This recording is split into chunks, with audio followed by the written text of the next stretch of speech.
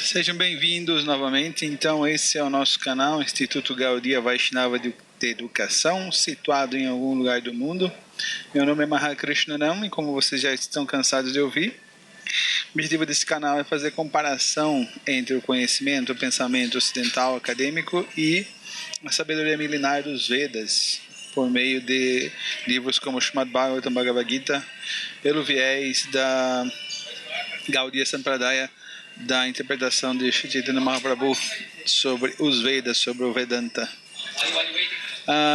Nesse vídeo em especial, a gente vai estar discutindo sobre um tema na Bhagavad Gita, um tema muito importante, um tema crucial, um tema que passa por toda a Bhagavad Gita, que é Tyaga e Sannyasa, uma das discussões centrais da Bhagavad Gita. Então eu já falei de renúncia em um dos vídeos do canal, foi um dos vídeos que teve menos visualizações, mas eu falei pelo viés da instrução que Krishna dá na Bhagavad Gita, Sarvadharma Parijajya e Kancharanam Vraja, porque Krishna pede para abandonar tudo. Então eu falei sobre renúncia, só que num contexto mais geral, no contexto do Gaudiya Vaishnavismo. Qual que é o contexto em que o Gaudiya Vaishnavismo, que Chaitanya Mahaprabhu e Rupa Goswami, claro, vem renúncia? Eles vêm na questão do Anasaktasya Vishayam Yataham Payunditaha Nirbandha Krishna Samade Yukta Vairagya Uchata. Então essa questão mais abrangente do Yukta Vairagya, ela foi abordada. Eu vou deixar aqui em cima do vídeo, espero que apareça o vídeo para vocês, para quem tiver interesse em acompanhar. Já aqui, Tyaga e Sannyasa já é uma questão fundamental relacionada com a Bhagavad Gita, como o Krishna vai estar trabalhando com essa questão do Sannyasa, da renúncia, do renunciante na Bhagavad Gita, tá bom? Então, aqui, pelo estúpido que vos fala, vamos lá conferir. Então, uma pergunta, uma problemática para a gente começar a nossa investigação seria a de qual é o propósito de Tyaga e Sannyasa. Opa, ela ficou brava. Primeiro você tem que traduzir essas palavras estrangeiras, ô mané. Tá bom, vamos traduzir então. Então, Tyaga significa renúncia, ou seja, o ato de se desprender, de deixar para trás, de não querer mais contato, de rejeitar o mundo. Sannyasa significa a ordem divina renunciada, que na divisão social dos Vedas, especialmente essa questão Sannyasa e Tyaga, Krishna está, digamos que, humanizando o conceito de Sannyasa, porque ele está tornando esse conceito de Sannyasa mais acessível. Enquanto o Sannyasa era alguém apartado da sociedade, o conceito de Sannyasa que Krishna vai dar agora na Bhagavad Gita, ele é um conceito mais democrático, mais inclusivista, onde que mesmo dentro do meio social, mesmo em sociedade, alguém pode se tornar um sannyasi, alguém pode se tornar um renunciante. Então lembre-se que existem 4 varnas e 4 ashrams. Ashrams são os estágios da vida espiritual, um local onde se pratica a vida espiritual. Então o primeiro estágio seria o brahmachari, depois o segundo estágio seria o de grihasta, vida de casado, depois vai na prasta, vida de retirado, e o último é o de sannyasi, né, o renunciado, né, o swami. Ok? Opa, breve contextualização para a gente entender a situação que está a Arjuna, que vai levar ele a querer ser um mendigo, um renunciante. Então Arjuna disse: ó infalível, por favor coloque minha quadriga entre os 2 exércitos para que eu possa ver os aqui presentes, desejosos de lutar, e com quem devo me confrontar neste grande empreendimento bélico. Que o verso 21 e 22 do capítulo 1 da Bhagavad Gita. Foi então que Arjuna pôde ver no meio dos exércitos de ambos os grupos seus pais, avós, mestres, tios maternos, irmãos, filhos, netos, amigos e também seus sogros e bem-querentes. Nos versos do 21 ao 26 do capítulo 1, né? Na verdade, aqui versos 23. Então, o verso seguinte: já não tenho mais capacidade de continuar aqui, estou esquecendo-me de mim mesmo e minha mente está girando. Eu só vejo motivo para o infortúnio, ó Krishna, matador do demônio Kesh. Aqui esse é o verso 30 do primeiro capítulo.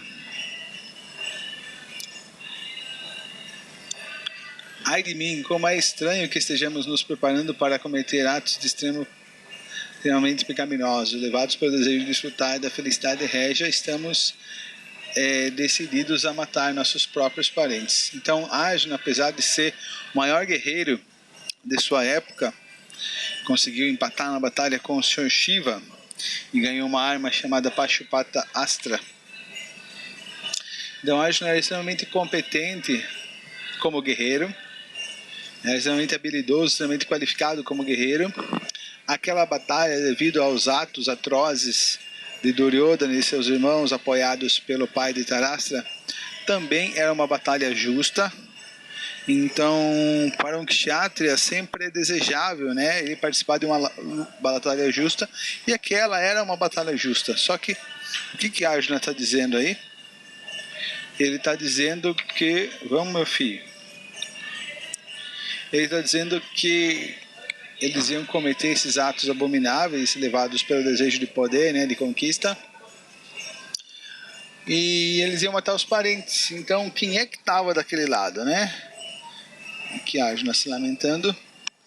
Então, nós vimos que parentes, tios, primos estavam do outro lado, ou seja, essa relação sanguínea, essa relação com o corpo estava deixando Arjuna muito pesaroso. Mas além dessas relações, existiam duas pessoas que eram muito queridas, que eram dignas de respeito e adoração para Arjuna, que eram Bhishmadeva, filho de Maharaj Shantanu, que era o avô, que era o patriarca da família, que cuidou dos Pandavas, né, de Arjuna e de seus irmãos, e o outro era o guru de armas, o mestre que ensinou a Arjuna tudo que ele sabia sobre luta, que era Dronacharya.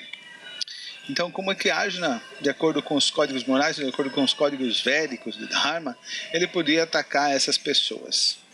Então, Arjuna estava envolvido com esses sentimentos, e esses sentimentos eram de muita compaixão, sentimentos de uma grande personalidade.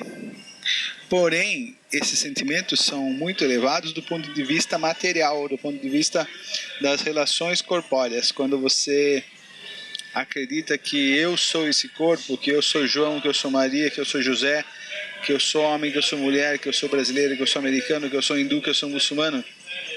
Então, a partir do momento que você aceita a sua identidade, o seu eu como relacionado com o corpo, surge apego, afeto a essas relações devido ao falso conceito de eu e meu, aham mamati. Então, devido à influência da energia ilusória, Mahamaya, que ilude, que encobre o conhecimento original da alma espiritual do eu, o eu é levado a acreditar que ele é o corpo, que na verdade o corpo é apenas uma carruagem, um veículo em que a alma está, e ela acredita que tudo relacionado com esse corpo pertence a ela, né? Meu corpo e meus parentes, minha terra, minhas posses, meu animal de estimação, etc, etc. Então ela está iludida. E é lógico, o que acontece com o corpo e com os parentes, bom ou ruim, ela também é passiva de sentir esses estados, né? Ela sofre ou regozija a partir desses estados relacionados ao corpo. Então, desse ponto de vista, né, do ponto de vista material, é muito elevado o que Arjuna estava sentindo, né? Por isso todas as sociedades atuais vão concordar com Arjuna, né? Arjuna é muito nobre, mas do ponto de vista espiritual, Krishna vai falar uma coisinha pela frente que eu vou mostrar para vocês.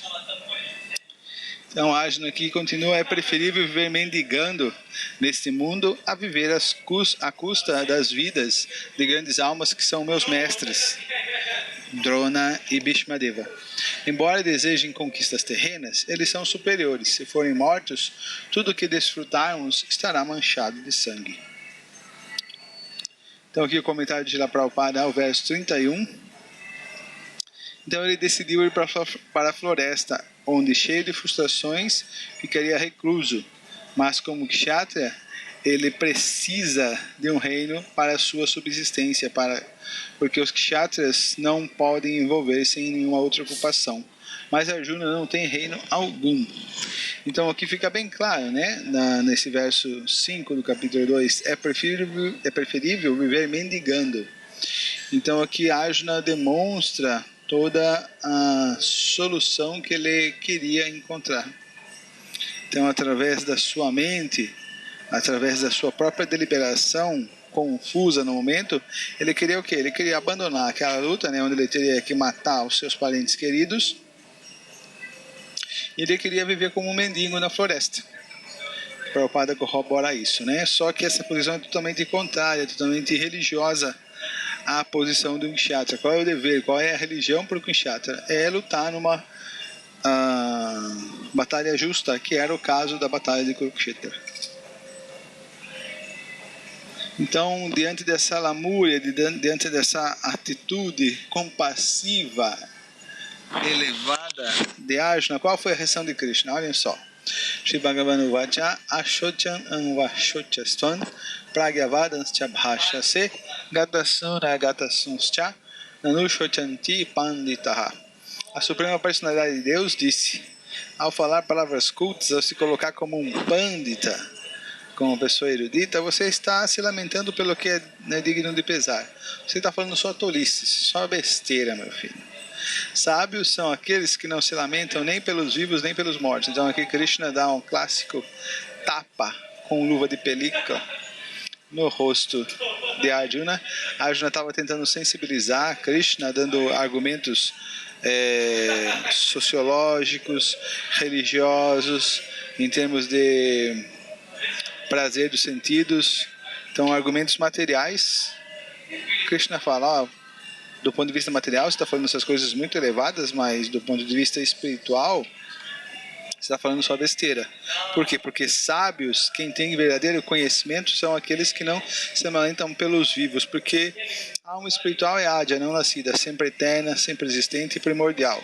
Ela nunca morre quando o corpo morre. Então, a vida, ela é doada ao corpo pela alma. Quando o corpo está consciente, se movendo, está animado, é porque tem a presença da alma, mas a alma nunca morre. Então o vivo vai ser sempre vivo. E o corpo já é morto, porque se não tiver alma, o corpo é inativo, ele é inconsciente. A alma espiritual sai do corpo, a consciência também sai do corpo.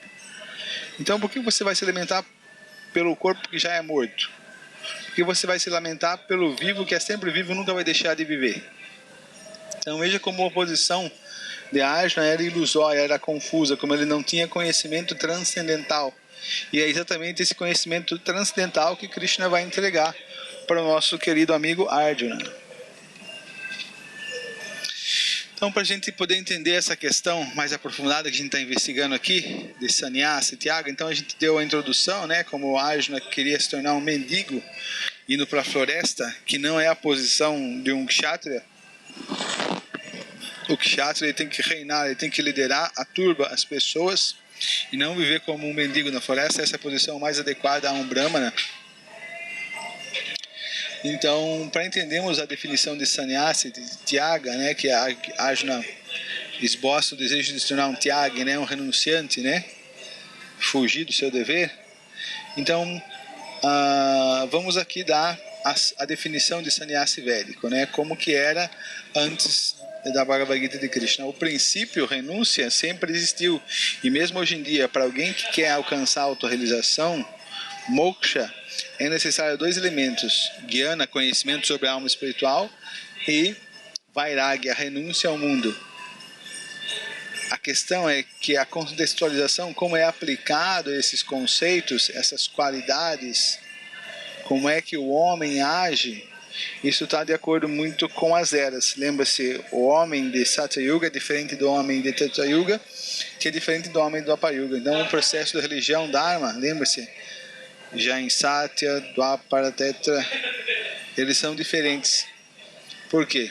A religião é a mesma, mas o homem muda, então há necessidade de adequar esse processo religioso para que ele surta efeito para o homem determinado da época.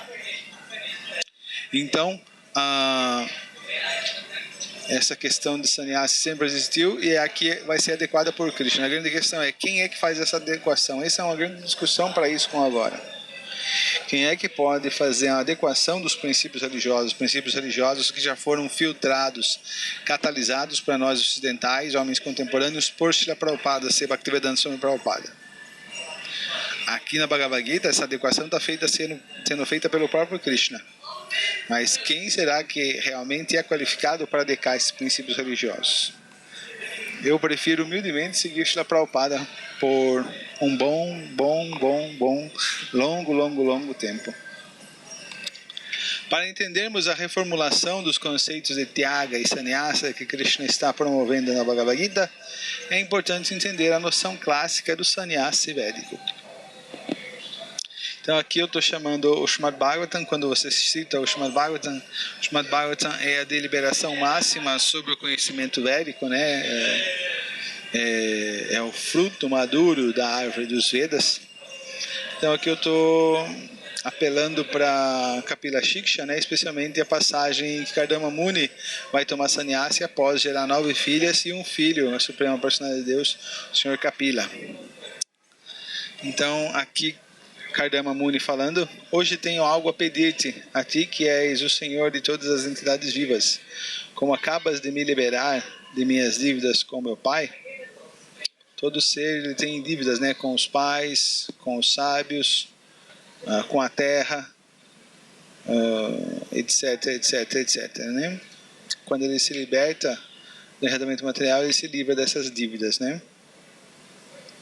E como todos os meus desejos foram satisfeitos, desejo aceitar a ordem de mendicante itinerante. Renunciando a esta vida familiar, desejo vagar por aí, livre da lamentação, pensando sempre em ti dentro do meu coração. Então, aqui nós já tivemos 2 características do sannyasi, né? Renunciando a esta vida familiar, ou seja, o sannyasi, ele se aparta, ele se retira, ele renuncia a toda a relação social, de amizade, de família, esposa, filhos, etc. E ele fica vagando por aí, como um itinerante. Mas não é que ele se torna um mendigo. Na verdade, pelo fato dele ter... Spider-Man! Na verdade, pelo fato dele ter uma consciência muito elevada, ele está totalmente livre de qualquer tipo de lamentação. E por que ele não tem esse nível de lamentação dentro do coração? Porque dentro do coração dele está a Suprema Personalidade de Deus, o Senhor Vishnu, pensando sempre em ti dentro de meu coração. Então o sábio Kardama fez o voto de silêncio para pensar na Suprema Personalidade de Deus e refugiar-se exclusivamente nele. Sem companhia, ele viajou por toda a superfície do globo como sannyasi, desprovido de qualquer relação com o fogo ou abrigo. Então esse verso 42 especificamente, canto 3, capítulo 24, verso 42, ele delinea 3 pontos vitais com o sannyasi védico, com o sannyasi anterior a essa reformulação que Krishna vai fazer na Bhagavad Gita. Então aqui fala, né, o sábio Kardama fez voto de silêncio. No verso, em sânscrito, é bem expresso, né, Mauna. Mauna significa que você não fala com ninguém, você não conversa com ninguém. Então esse sannyasi, ele era mudo, ele é calado. E essa definição de sannyasi que faz o voto de Mauna, mudo, calado, ela é totalmente oposta à definição de sannyasi dentro do Gaudiya Vaishnavismo, dentro da consciência de Krishna, dentro da ISKCON. Por quê? Porque o sannyasi da ISKCON, o sannyasi de Chaitanya Mahaprabhu, ele tem que viajar e pregar. Sannyasi na ISKCON é para pregar as glórias de Krishna, é para falar sobre Krishna, é para espalhar as glórias do Mahamantra Hare Krishna. Estimular que as pessoas cantem Hare Krishna. Como é que alguém vai estimular outros a cantar Hare Krishna, a estudar o Bhagavad Gita, a estudar o Srimad Bhagavatam, se ele é mudo, se ele fez um voto de Mauna? Então veja já a característica aqui de um sannyasi védico, né?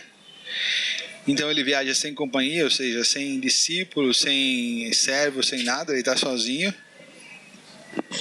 Ele viajou por toda a superfície do globo como sannyasi, desprovido de qualquer relação com o fogo ou abrigo. Então ele não tinha um lar, ele não tinha um abrigo, e ele não tinha relação com o fogo. Como relação com o fogo? Vou explicar já mais para frente, citando o verso da Bhagavad Gita, tá bom?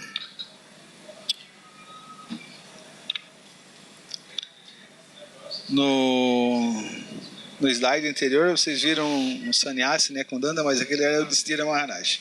Aqui não, aqui a gente já tem uma foto de época, né, Kardama Muni abandonando o lar e se despedindo do seu filhão, né, Kapila Deva.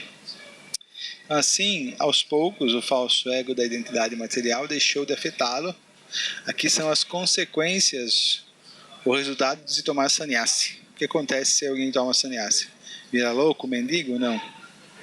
Ele se autorrealiza.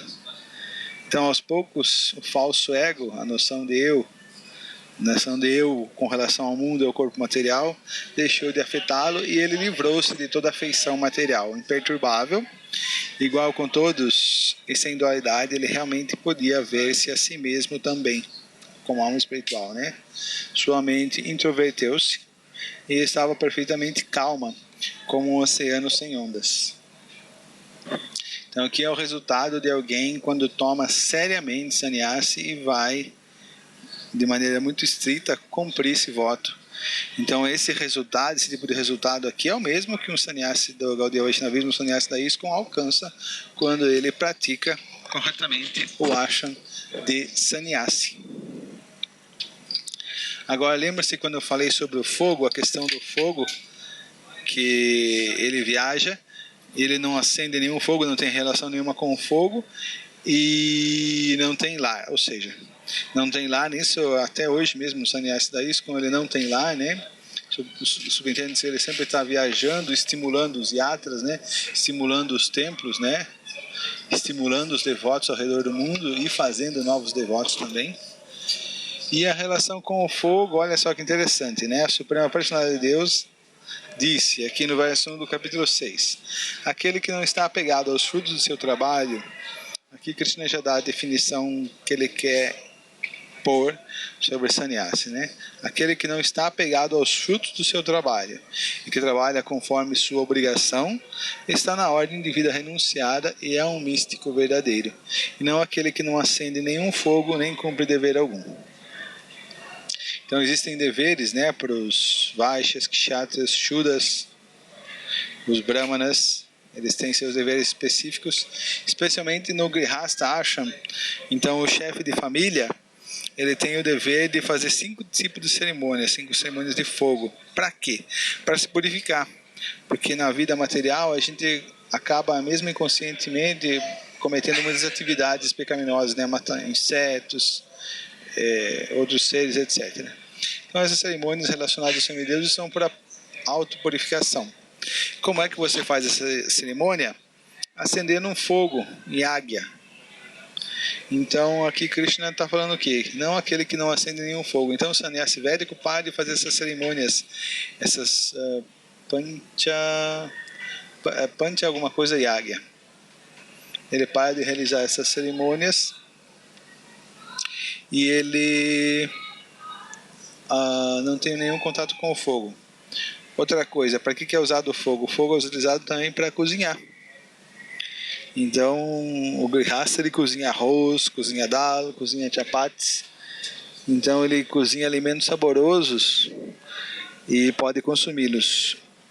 A partir do momento que o sannyasi não tem relação nenhuma com o fogo, ele também não come alimentos cozidos. Então ele passa a comer raízes, bulbos, folhas e coisas que ele encontra na floresta. Ele não mais cozinha esses alimentos, não mais utiliza um fogo. Ok? Então ficou bem definido, né, essa diferença entre o sannyasi védico e o sannyasi que Krishna vai querer colocar, especialmente o sannyasi da ISKCON. Então vamos ver algumas declarações de Prabhupada.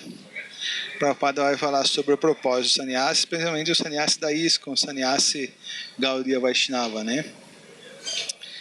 Nesta era de Kali Yuga, sannyasa é proibida, porque todas as pessoas dessa era são shudras e não podem seguir as regras e regulações da vida de sannyasi. Então Chaitanya Mahaprabhu fala o quê? Kalo Shudra Sambhava. Em Kali Yuga, todas as pessoas são shudras. Por que isso acontece? Na Bhagavad Gita de Vishwanath Chakravarti Thakura, em seu comentário Sartavashnitika, ele vai comentar, se eu não me engano, na altura dos versos 30 do capítulo 1, que a partir do momento em que se misturam as castas, que se misturam os ashrams, Brahmana com Kshatriya, Vaishya com Shudra, que começa essas misturas de varnas, o que acontece? As qualidades vão se diminuindo e todos vão decair para um nível de Shudra. E é exatamente isso que acontece, né, em Kali Yuga, né? Essa mistura. Então essa mistura faz perder a pureza, perder a liagem, perder a religiosidade que essas famílias tinham, né? Então todo mundo acaba se tornando Shudra. E devido a todo mundo ter o comportamento de um Shudra, como é que alguém vai ser um sannyasi elevado, renunciante? Então, o Purana também explica, né, que em Kali Yuga 5 coisas são proibidas, né? Tomar sannyasi, casar com a cunhada, né? Por uma questão de, especialmente a aristocracia, né, os reis, para poderem continuar o reino, se eles não têm um filho, né, podia ter relação com a cunhada para ter filho. Oferecer animais em yagya, né, isso também está proibido. Existem mais 2 tópicos que eu não me lembro que são proibidos.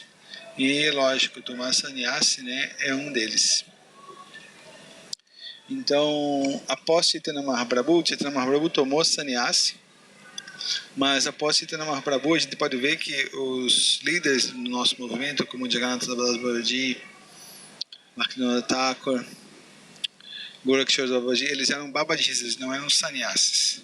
Quem vai resgatar a ordem de vida de sannyasi, de renunciado, é Srila Bhaktisiddhanta Saraswati.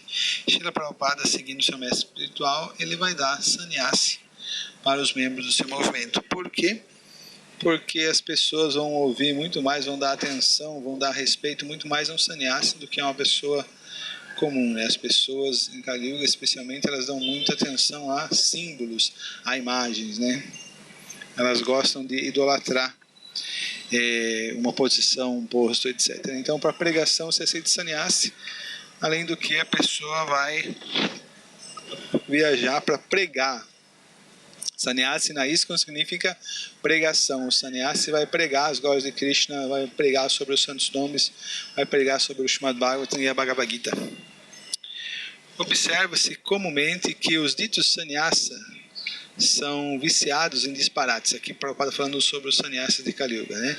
Mesmo de ter relações secretas com mulheres. Esta é a abominável situação desta era. Embora se vistam como sannyasa, nem assim podem livrar-se dos 4 princípios da vida pecaminosa, a saber, vida sexual ilícita, consumo de carne, intoxicação e jogos. Uma vez que não estão livres desses 4 princípios, eles enganam o público, fazendo-se passar por swamis. Ok? Então, essa é a condição dessa era atual, especialmente em muitos desses movimentos New Waves, né, que proliferavam nos anos 50, nos anos 60, que vinham para os Estados Unidos, né? Eles faziam se passar por sannyasis, mas não seguiam nenhuma regra e regulação. O Prabhupada está falando especificamente deles.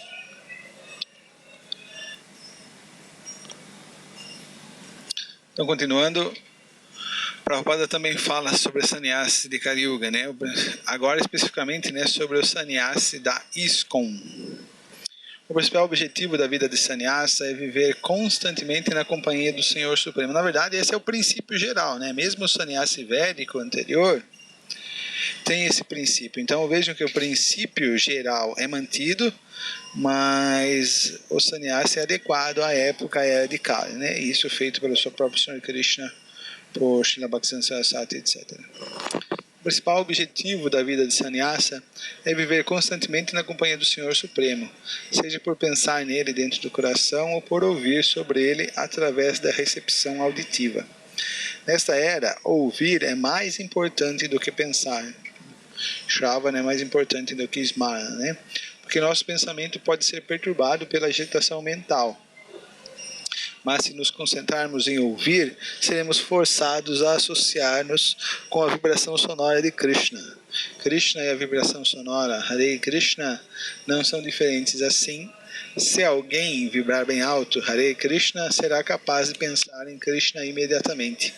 Este processo de cantar é o melhor processo de autorrealização nesta era. E por isso o Sr. Chaitanya o pregou tão bem para o benefício de toda a humanidade. Então, qual que é o objetivo para um sannyasi da ISKCON, para um sannyasi Gaudiya Vaishnava? Sair pelo mundo e pregar as glórias dos santos nomes, as glórias do Bhagavad Gita, as glórias do Srimad Bhagavatam, as glórias do Sr. Krishna. Então, mulheres podem tomar sannyasi de acordo com Prabhupada? Olha, a nossa amiga aqui está animada, está querendo entrar para o ashram de sannyasi, se tornar um guru na ISKCON, né? Vamos ver o que Prabhupada fala. Eu não tenho nada a ver com isso. Eu sei que vão me matar, me criticar, já estou acostumado a morrer muitas vezes. Mas aqui quem está falando é Prabhupada. Eu só estou trazendo a visão de Prabhupada, porém essa visão é a qual eu sigo fielmente. Então Kardama Muni seguiu o preceito védico de que ninguém na vida de sannyasa pode ter nenhum tipo de relação com mulheres. Mas qual é a posição da mulher que é deixada pelo esposo? Ela é confiada ao filho, e o filho promete que libertará a mãe do cativeiro. Ou seja, é a questão do que aconteceu, né, com Kardama Devahuti e Kapiladeva, né, o exemplo. Uma mulher não deve tomar sannyasa, deixando bem claro. As chamadas sociedades espirituais inventadas nos tempos modernos dão sannyasa até às mulheres, embora não haja sanção na literatura védica para a adoção de sannyasa por parte de uma mulher. A mulher deve permanecer no lar.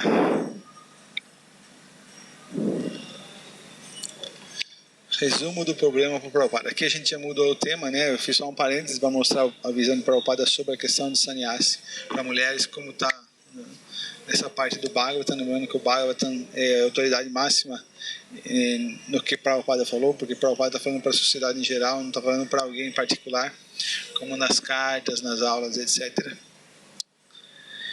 Então vamos ver como Prabhupada, como é essa questão de Arjuna e essa questão de sannyasi na Bhagavad Gita, né? Então aqui o significado 1 do capítulo 3, o primeiro verso do capítulo 3, Prabhupada fala: há quem pense que atingir a consciência de Krishna é entregar-se à inércia, ou seja, a vida espiritual simplesmente se apartar da sociedade e ficar lá zen, fazendo zen nada. E que tem esta compreensão errônea, muitas vezes retira-se a um lugar isolado para tornar-se plenamente consciente de Krishna, cantando o santo nome do Senhor Krishna. Mas sem estar treinada na filosofia da consciência de Krishna, lembra-se da questão do Nirjana Bhajan, né?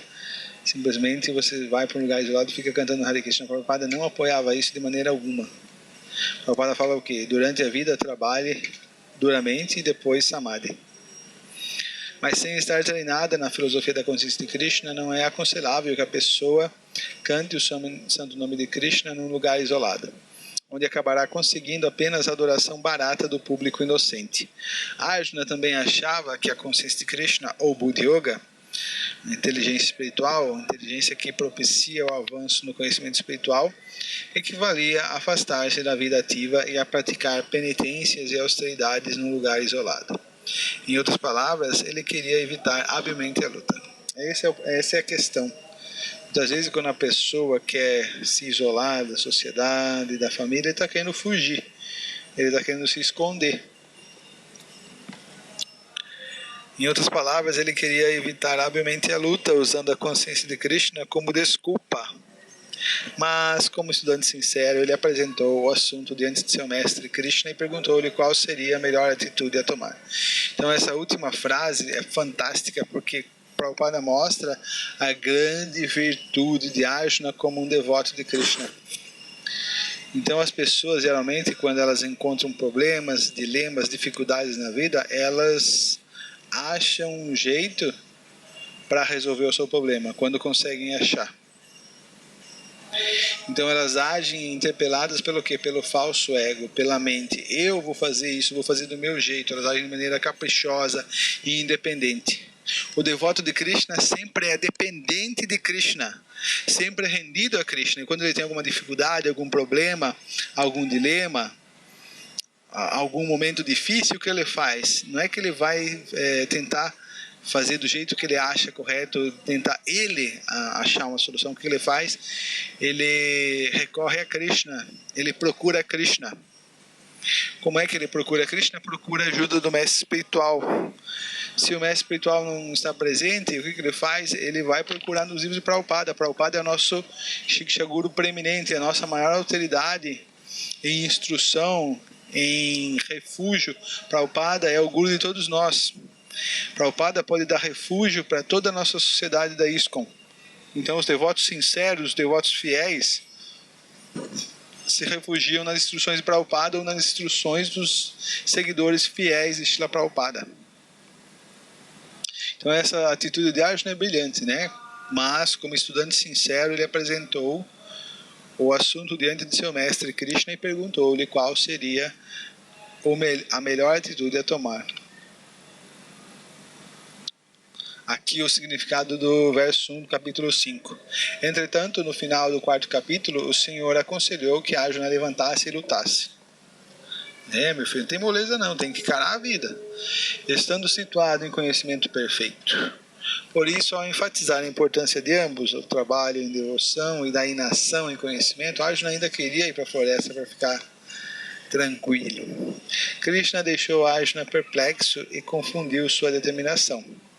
Arjuna entende que a renúncia com conhecimento envolve a cessação de todas as espécies de trabalho executado como atividades sensoriais. O Gyani se retira da sociedade, né? O yogi místico. Mas se alguém executa trabalho em serviço devocional, então como admitir que houve cessação do trabalho? Em outras palavras, ele pensa que sannyasa ou renúncia com conhecimento deve ser inteiramente livre de todos os tipos de atividade. Ou seja, totalmente apartado do meio social, né? Pois lhe parece que trabalho e renúncia são incompatíveis. Então, como é que alguém pode renunciar ao mundo, mas ainda permanecer em sociedade?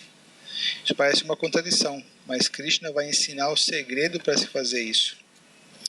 Aparentemente, ele não compreendeu que o trabalho com conhecimento pleno não produz uma reação e, portanto, é mesmo que inação.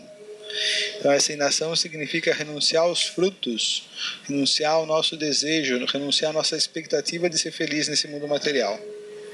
Por isso ele pergunta se deve parar de trabalhar completamente ou se deve trabalhar com conhecimento pleno. Então aqui a gente colocou a problemática, né? A questão da introdução. Então Arjuna queria evitar a luta, ou seja, ele queria sair do meio social, ele queria renunciar ao seu dever como kshatriya. Krishna vai dizer que não, que você tem que ficar no meio social, que você tem que cumprir seu dever perante a sociedade, mas o que você vai ter que renunciar é ao gozo dos sentidos, a esperança de ser feliz nesse mundo, a expectativa de se assenhorear das coisas desse mundo. Então essa foi uma prévia, uma introdução. Então, dada a devida introdução e contextualização do tema, vamos para a conclusão no capítulo final da Bhagavad Gita. Então eu dividi em duas essa aula, porque eu estava fazendo um vídeo só e estava ficando enorme, já tinha dado quase 1h30.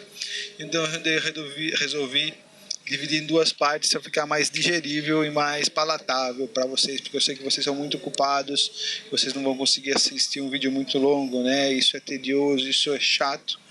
Então eu resolvi dividir em duas partes para vocês, tá bom? Srila Prabhupada aqui, Jai. Então esse é o fim da primeira parte. Eu espero vocês na segunda parte para a gente ver como é que Krishna vai solucionar essa questão de sannyasa e tyaga. Lembre-se que no contexto védico clássico, sannyasa é uma coisa, tyaga é outra, renúncia e ordem de vida renunciada são duas coisas diferentes. Krishna vai fazer uma alteração aí, mas se vocês quiserem saber como vai ser a alteração que Krishna vai fazer, por favor, assistam a nossa próxima videoaula. que continua, tá bom? Muito obrigado pela atenção. Tenha um bom dia, uma boa tarde, uma boa noite. Hare Krishna e tchau!